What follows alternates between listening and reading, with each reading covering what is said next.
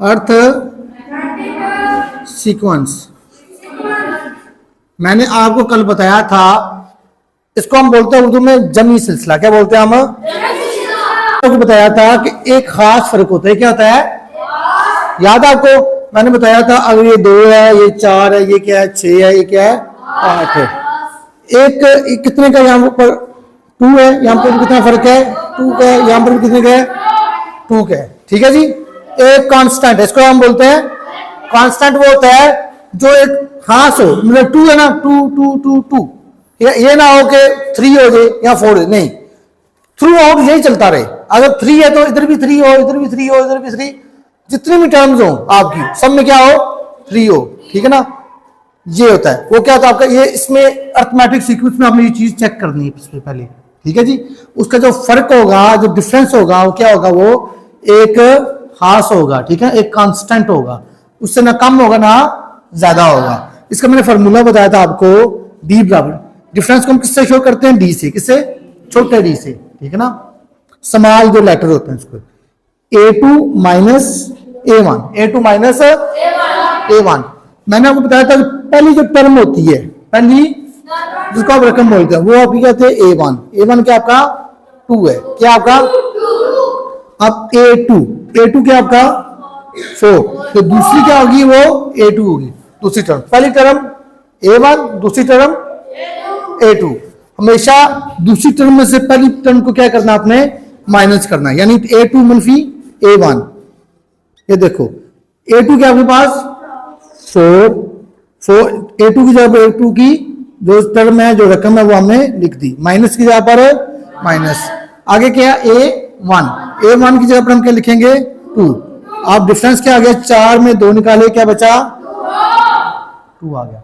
इसका मतलब है इसका जो डिफरेंस है, कॉमन डिफरेंस का बोलते हैं हम, कॉमन डिफरेंस उसका क्या है 2 है। क्या जी? अब जो आपको फर्स्ट क्वेश्चन है आपका, उसमें आप अगर देखें, कहता है स्टेट, किताब पर देखें अभी आप, state whatever the following sequence are arithmetic or not.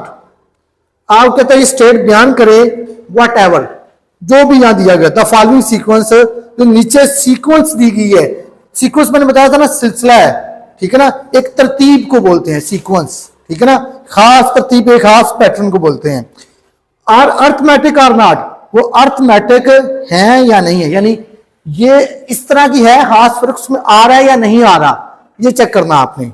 If our sequence is arithmetic, अगर सीक्वेंस अर्थमेटिक है, अर्थमेटिक मैंने बताया खास जो फर्क है, अगर वो सब में खास फर्क आ रहा है, यही चलता रहता है ऐसे डिफरेंस, तो फिर क्या करें, then find the common difference. तो आप फिर क्या करें, ये जो कॉमन डिफरेंस है वो आप क्या करें, मालूम करें। ठीक है जी।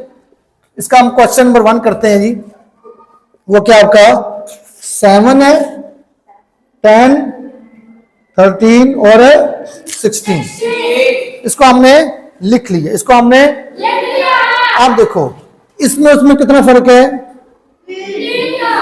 और इसमें कितना फर्क है 3 का। +3 होगा 10 हो जाएगा, +3 होगा 13 हो, +3 होगा क्या होगा 16 बन जाएगा।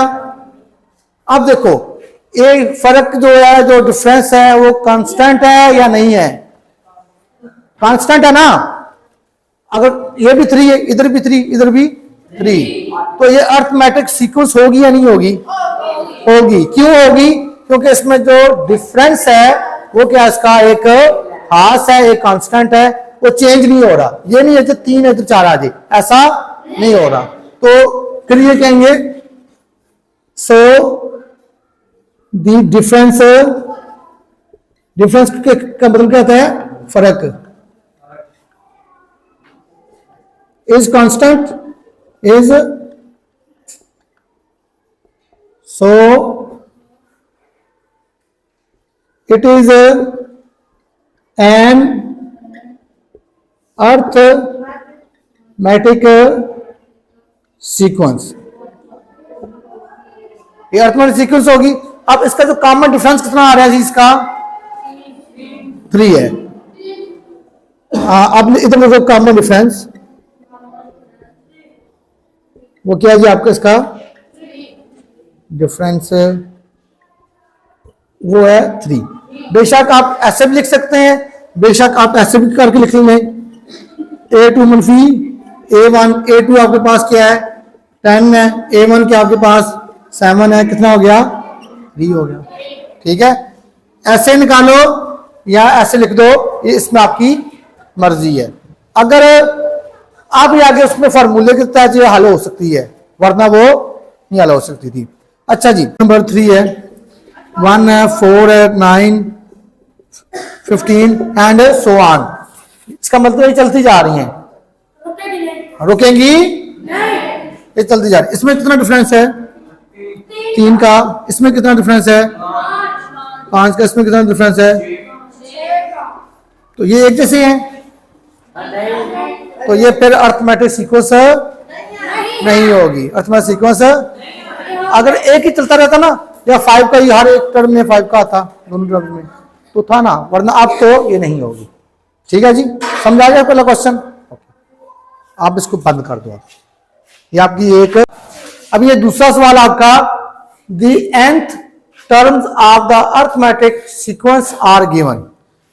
अर्थमेटिक सीक्वेंस को उर्दू में बोलते हैं जमी सिलसिला। जमी कहता है जो nth term of the arithmetic sequence are given, जो इन जो जमी सिलसिलों की जो nth टर्म है ना, मतलब जर्नल nth मतलब होता है कि एक जर्नल टर्म, जो फार्मूला वो गिवन है, find the arithmetic sequence in each. हर एक में यह मालूम करे अर्थमेटिक सीक्वेंस यानी जमी सिलसिला उसका क्या होगा। ठीक है जी, question number 1, an is equal to 4n minus 3। इसमें आपने कुछ नहीं करना, इसमें यह है आपने इसकी n क्या आपका नंबर ऑफ टर्म्स। ठीक है ना, आप क्या करें पहले पुट करें n is equal to, put n is equal to 1, क्या कर दें 1, फिर क्या करेंगे यहां पर put n is equal to 2, n is equal to 3।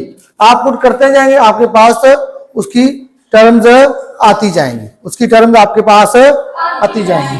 जैसे हम 1 करेंगे यहां पर पुट, ये देखो जहां जहां n है वहां पर आप क्या लिखेंगे 1, क्या लिखेंगे आप, ये n है यहां पर क्या लिख दिया, अब ये बन A1, ये देखो ये n है यहां पर हम क्या लिखेंगे 1, क्या लिखेंगे, यानी n को रिप्लेस करेंगे किससे 1 से, यानी n की जगह हम क्या लिखेंगे 1 लिखेंगे 3। अब देखो 4 एकम 4 माइनस 3, 4 में 3 निकाले बाकी कितने बचे 1, यानी 4 में 3 हमने माइनस किया इज इक्वल टू क्या आ गया 1 आ गया। अब देखो इसी तरीके से पुट का मतलब है दर्ज करें, उसमें लिखें n इज इक्वल टू 2। ठीक है जी, जब हम पुट ये करेंगे n के ऊपर हम क्या लिखेंगे, अब बताओ जी 1 नहीं लिखेंगे, क्या लिखेंगे 2 लिखेंगे। क्यों, यहां 1 था n 1 रखा तो क्या लिखा 1, अब n क्या रखा हमने 2 रखा तो हम क्या लिखेंगे 2। ये देखें 4n की जगह 2 माइनस 3 वैसे का, जहां पर आपके पास 2 है n इज इक्वल टू आपने क्या लिखना है 2 और 4 2 बार माइनस 8 में 3 निकाले क्या बचा आपके पास 5। फिर इसी तरीके से आप लिखेंगे put n is equal to 1 भी हो गया 2 भी होगा, आप क्या लिखेंगे 3। सही है, पहले n1 फिर n2 फिर n3 मालूम कर दो पता चल जाएगा, ज्यादा पूरा मुकम्मल करने की जरूरत है, पैटर्न पता चल जाएगा किस पैटर्न से जा रही है। अच्छा, अब n की जगह यहाँ पे हम क्या लिखेंगे, यहाँ पर 3 लिखेंगे, क्या लिखेंगे ये 4 है, n की जगह पर हम क्या लिखेंगे 3 माइनस 3 वैसे का 4 3 बार और 12 में 3 निकाले, ठीक है क्या आ गया 9 हो गया।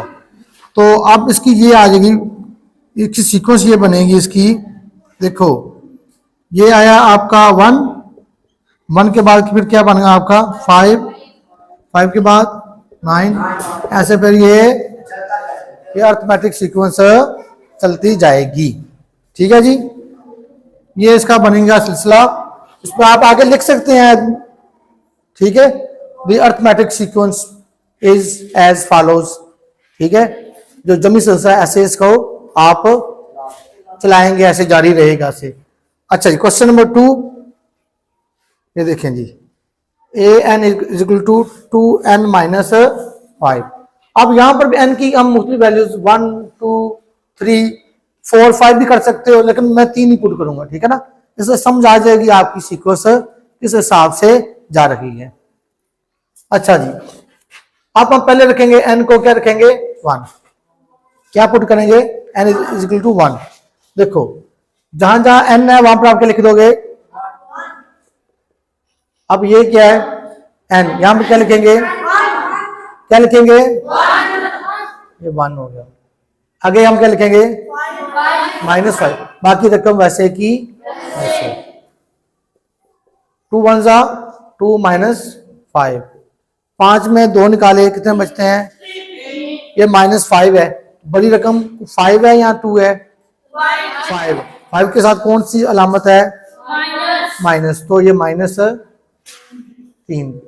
ऐसे डब्बों में कैद कर लो, उसको बेहतर है। क्यों, बाद में जब हम सीक्वेंस लिखेंगे हमें समझ आ जाएगी हमने लिखनी किसको, कौन सा लिखना है। अब देखो, आप क्या करेंगे, n इज इक्वल टू 2, क्या पुट करेंगे, n इज इक्वल टू किस में पुट करेंगे, आप ऐसे लिख सकते हैं इसको 1, putting the value of n in equation 1। ठीक है, आप देखो ये रकम है, इसमें सारे दर्ज करने हैं आपने। आप n की जगह पर हम क्या लिखेंगे, यहां पर 2 लिखेंगे। क्यों, n हमने क्या रखा है, 2 रखा ना। अब ये 2 हम किधर रखेंगे, यहां पर, ये 2 है, फिर क्या आ जाता आगे, इस जगह पर हम क्या लिखेंगे 1।